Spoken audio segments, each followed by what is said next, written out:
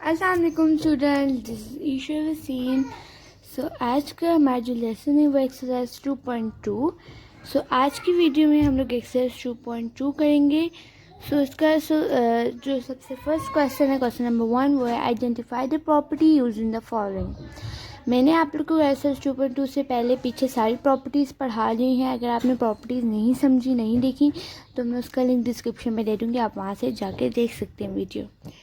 तो चलिए अब हम शुरू करते हैं। क्वेश्चन वन का वन पार्ट है a plus B is equals to B plus A. अब ये सारी प्रॉपर्टीज़ का काम हमने इसमें बताना है कि यहाँ इन सारी चीज़ों में कौन सी प्रॉपर्टी यूज़ हो रही है। a plus B is equals to B plus A हमने ये पढ़ा था, कम्यूटेटिव प्रॉपर्टी है ये विद रिस्पेक्ट टू एडिशन। ठीक है, तो हम आगे क्या लिखेंगे, कम्यूटेटिव प्रॉपर्टी। आगे आपकी मर्जी, आप विद रिस्पेक्ट टू एडिशन लिखें या ना लिखें। a plus B is equals to B plus है हमने पहले पढ़ा था, तो मैं दोबारा बताने की क्या है, कम्यूटेटिव प्रॉपर्टी। नेक्स्ट है 7 मल्टीप्लाई बाई 1, सेकेंड पार्ट है a b whole multiply c is equal to a whole b multiply c। ये क्या है, एसोसिएटिव प्रॉपर्टी है। अब ये एसोसिएटिव प्रॉपर्टी कैसे है, हमने पीछे पढ़ा था। एसोसिएटिव प्रॉपर्टी है ये विद रिस्पेक्ट टू मल्टीप्लिकेशन। ये देखिए हमने क्या पढ़ा था, ए बी का whole c multiply c is equal to a whole. नीचे आपको वो एग्जांपल भी करके दिखाई हुई थी। अगर आप लोग ने प्रॉपर्टीज़ नहीं समझी तो आप एक्सरसाइज 2.2 पे ना जाएं, पहले प्रॉपर्टी समझें, मैं दोबारा कह रही हूँ।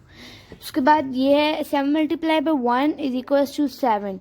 अब ये 7 multiply by 1 is equal to 7 multiplicative identity है। मल्टीप्लिकेटिव आइडेंटिटी कैसे, मैंने आपको बताया था।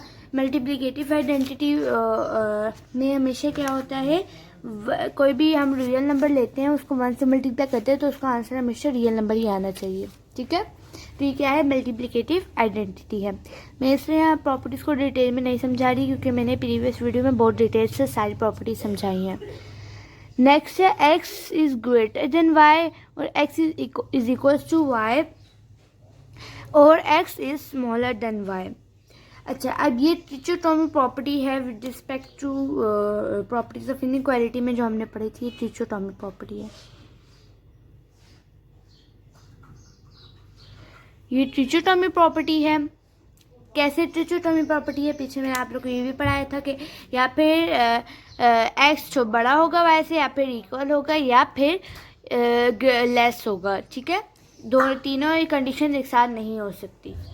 अगर हम नेक्स्ट पार्ट को देखें, 5 पार्ट को, a b is equals to b, ये भी कम्यूटेटिव प्रॉपर्टी है, लेकिन ये विद रिस्पेक्ट टू मल्टीप्लिकेशन है। आप लोग आगे बेसिक लिख लें, ये commutative property with respect to addition थी, ये commutative property with respect to multiplication है कि a को अगर b से मल्टीप्लाई करेंगे उसका जो आंसर आएगा वो इक्वल होगा अगर b को a से मल्टीप्लाई करेंगे। ठीक है, next V I part 6 part है हमारे पास, a plus C is equals to b plus c makes a is equal to b। मतलब अगर हमारे पास a और b इक्वल होंगे तो a प्लस सी करें या b प्लस सी करें, दोनों इक्वल ही आएंगे उनके आंसर। तो ये हमने कहाँ पढ़ा था, ये हमने पढ़ा था कैंसिलेशन प्रॉपर्टी और फॉर एडिशन। ये हमने कैंसिलेशन प्रॉपर्टी में पढ़ा था, cancellation property with respect to for addition.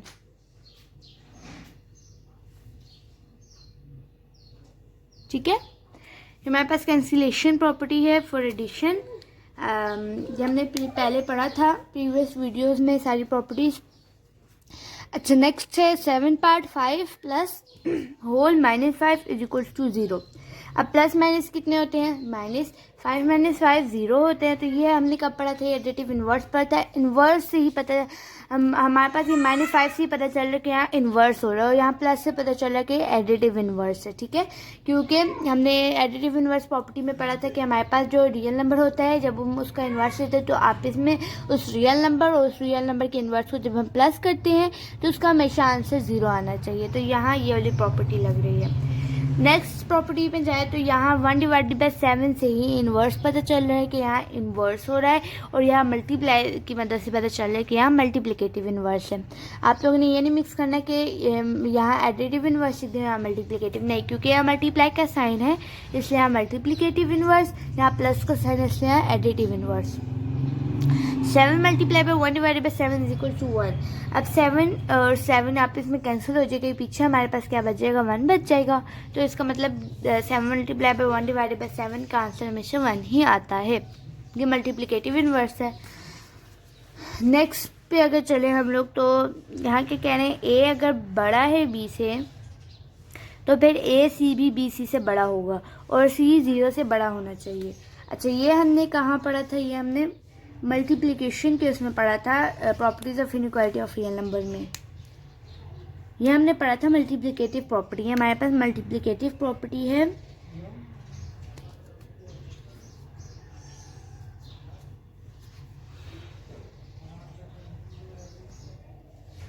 Multiplicative property है हमारे पास, ठीक है। हमने क्या पढ़ा था मल्टीप्लिकेटिव प्रॉपर्टी में, ये प्रॉपर्टीज ऑफ इनइक्वालिटीज़ में देखिए, प्रॉपर्टीज ऑफ इनइक्वालिटी में मल्टीप्लिकेटिव प्रॉपर्टी ये देखें, ए अगर बड़ा है बी से तो ए सी भी बड़ा होगा बी सी से। उसके बाद मैंने आप लोगों को प्रीवियस वीडियो में एग्जांपल्स के थ्रू ये समझाया भी था। नेक्स्ट क्वेश्चन पे हम मूव करते हैं। नेक्स्ट क्वेश्चन, क्वेश्चन नंबर 2 है, filling the following blank by stating the properties of real number used. ये भी इसमें भी प्रॉपर्टीज बतानी है कि कौन सी प्रॉपर्टी यूज हो रही है, लेकिन ये थोड़ा डिफरेंट है फर्स्ट क्वेश्चन से। हमारे पास सबसे पहले ये गिवन है, हमने इसकी प्रॉपर्टी नहीं बतानी, ये इस चीज़ की प्रॉपर्टी नहीं बतानी, इसको आगे हमें बताएंगे कि इन चारों की प्रॉपर्टी बतानी है, इसको आगे हमें सॉल्व करके बताएंगे। 3x, अब 3 होल y माइनस एक्स है, तो 3y अंदर 3 मल्टीप्लाई हो जाएगा इन दोनों से, 3y प्लस माइनस 2x, ठीक है। ये तो आपको चीज़ पता थी, इसी से हमने ये चीज़ निकाली, आगे इसको मज़ीद सॉल्व किया गया। लेकिन पहले हमने ये जो पार्ट है इसकी हमने क्या बतानी, प्रॉपर्टी बतानी है कि ये पार्ट किस चीज़ का है, ये है डिस्ट्रीब्यूटिव ओवर सब्ट्रैक्शन। अच्छा जी, हमने ये जो पढ़ा था multiplication distributive over addition and subtraction, इसमें से आया गया है। ये डिस्ट्रीब्यूटिव ओवर सब्ट्रैक्शन इसलिए है क्योंकि देखें, अगर हम लोग ए, जैसे हमारे पास है a whole b minus c, तो a B minus A c answer आएगा। इसी तरह यह भी है कि ये जैसे फॉर एग्जांपल ए है होल बी माइनस सी, ये ए हमारे पास और ये होल बी माइनस सी है, तो ए बी माइनस ए सी आएगा। यहाँ ये बताना चाह रहे हैं, ये क्या है, distributive over subtraction. Next part पे इसी का ही नेक्स्ट वो है कि सोल्यूशन है कि आगे हमने अगर मज़ीद सॉल्व किया तो 3x minus 3x plus 3y, मतलब हमने अरेंज कर लिए, x की वैल्यू को मिला दिया, y की वैल्यू अलग कर दी है। तो ये क्या है, commutative with respect to addition. अगर हम पीछे जाएँ तो ये है commutative with respect to addition, कहाँ है ये commutative with respect to addition में क्या कह रहे हैं कि अगर ए प्लस बी करें या बी प्लस ए करें, दोनों सेम होता है। अच्छा, यहाँ ये इस सेंस में यूज़ हो रहा है कि अगर हम लोग यहाँ 3x माइनस 3x करें तो वो सेम आएगा, लेकिन अगर हम लोग यहाँ 3x माइनस 2x करें वो भी सेम आएगा, ठीक है। यहाँ ये कहना चाह रहे हैं कि अगर हम लोग यहीं मौजूद 3x को यहीं रहने दें और 3x को यहाँ माइनस कर दे तो ये इसका भी आंसर सेम आएगा, और अगर इकट्ठे कर दे तब भी इसका आंसर सेम आएगा। तो ये क्या है, commutative with respect to addition है। नेक्स्ट पे चले तो 3x माइनस 3x क्या आता है, उसका आंसर 0 आता है, 0 प्लस 3y। अच्छा, अब एडिटिव इन्वर्स है। ये एडिटिव इन्वर्स कैसे है, एडिटिव इन्वर्स में क्या कहे थे, ये ऊपर एडिटिव इन्वर्स हमने पढ़ा था, इसकी एग्जांपल है। ये ऐसे कह रहे हैं कि 3x माइनस 3x, 3x का जब हमने इन्वर्स लिया तो वो उसका इन्वर्स क्या होता है, 3x होता है। यहाँ अगर आप लोग बीच में जैसे एडिटिव इन्वर्स में ही होता था ना, प्लस डालते थे और ये ऐसे होल डालते थे, ऐसे होता था, ऐसे भी आप लोग कर सकते हैं। यहाँ एडिटिव इन्वर्स इससे यूज़ हो रहा है क्योंकि 3x का इन्वर्स माइनस 3x होता है, तो 3x माइनस 3x का आंसर हमेशा 0 आता है। देखिए 3 जो भी रियल नंबर होता है इसका जो इन्वर्स होता है, जब हम उसे आपस में माइनस ही करेंगे क्योंकि प्लस माइनस माइनस होता है हर हाल में, तो उसका हमेशा आंसर 0 आना चाहिए। तो इसी तरह यहाँ भी ये चीज़ प्रॉपर्टी यूज़ हुई एडिटिव इन्वर्स। नेक्स्ट पे अगर चाहें तो एडिटिव आइडेंटिटी, ये इसलिए क्योंकि हमने additive identity with respect to addition में ये पढ़ा था कि जब भी हम किसी रियल नंबर को 0 से प्लस करेंगे तो उसका आंसर हमेशा रियल नंबर ही आना चाहिए, वही रियल नंबर आना चाहिए।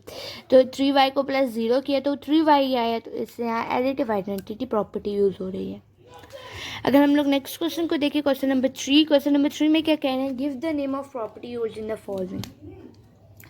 यहाँ में कह रहे हैं, यहाँ भी हमें प्रॉपर्टीज़ का नाम बताना है, लेकिन यहाँ आप देखते हैं हम लोग फर्स्ट पार्ट को 124 प्लस 0 इज इक्वल टू 124।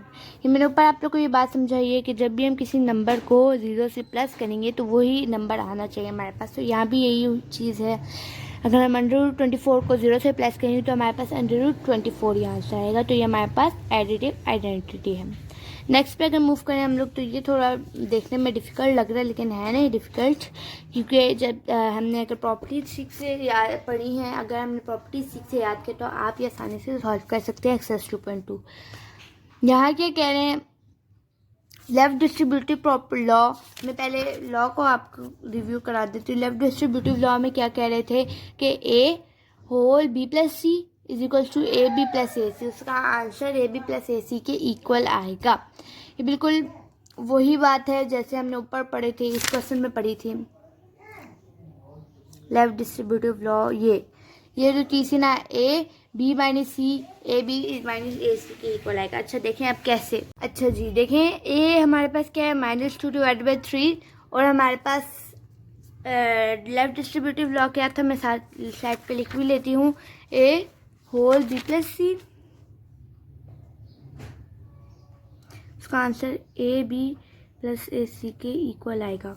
ठीक है, ये मैंने साइड पे लिख लिया है अपनी आसानी के लिए।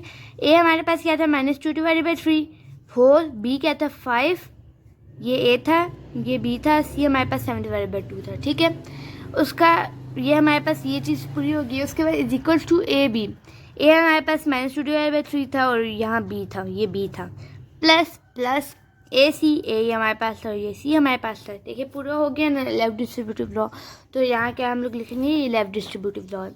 नेक्स्ट प्रॉपर्टी पे चलते हैं, x प्लस, या इसका देखने से ही पता चल रहा है कि ये इन्वर्स है pi plus inverse pi is equal to 0। ये देखने से ही पता चल रहा है इसकी, तो आप लोग को याद होना चाहिए करते करते एक्सरसाइज 2.2 एडिटिव इन्वर्स के बारे में, कि ये पाई का इन्वर्स माइनस से पाई था और उसको प्लस किया तो एडिटिव इन्वर्स आ गया, उसका आंसर 0 आएगा। नेक्स्ट है √3 इज अ रियल नंबर। ये closure property with respect to multiplication आ गया, आप लोग बेशक लिख लें विद रिस्पेक्ट टू मल्टीप्लिकेशन। ये क्लोजर प्रॉपर्टी कैसे है, ये जो हमने पढ़ा था कि जो a होगा और जो b होगा उसका आंसर हमेशा रियल नंबर ही आना चाहिए। तो यहाँ a भी हमारे पास √3 लेट किया गया और b भी हमारे पास √3 लेट किया गया। जब हम इन दोनों को आपस में मल्टीप्लाई करेंगे तो आगे कह रहे हैं कि इसका रियल नंबर, तो उसका आंसर रियल नंबर आना चाहिए।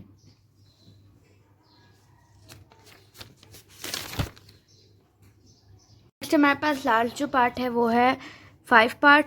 इसमें क्या कह रहे हैं कि -5/8 और -8/5 इज इक्वल टू 1। ये मल्टीप्लिकेटिव इन्वर्स है। ये कैसे मल्टीप्लिकेटिव इन्वर्स है कि जब भी हम लोग फ्रैक्शन के इन्वर्स लेते हैं तो हम लोग क्या करते हैं कि डिनोमिनेटर को न्यूमरेटर ले आते हैं और न्यूमरेटर को डिनोमिनेटर में। तो यहाँ भी यही किया गया है कि जब हम लोग -5/8 का इन्वर्स लेंगे, अभी मल्टीप्लाई का साइन इसका मतलब है, तो इसका आंसर हमेशा 1 आएगा। मैंने 5/8 को इन्वर्स लिया तो -8/-5 आ गया, तो -5 और -5 आपस में कैंसिल हो गए और 8 कैंसिल हो गए, पीछे क्या बच गया हमारे पास 1 बच गया। तो ये क्या है, मल्टीप्लिकेटिव इन्वर्स है। यहाँ हमारी एक्सरसाइज 2.2 कंप्लीट होती है और मैं उम्मीद करती हूँ कि आप लोग को एक्सरसाइज 2.2 समझ आई होगी। तो आज के लिए इतना ही। थैंक यू, अल्लाह हाफिज़।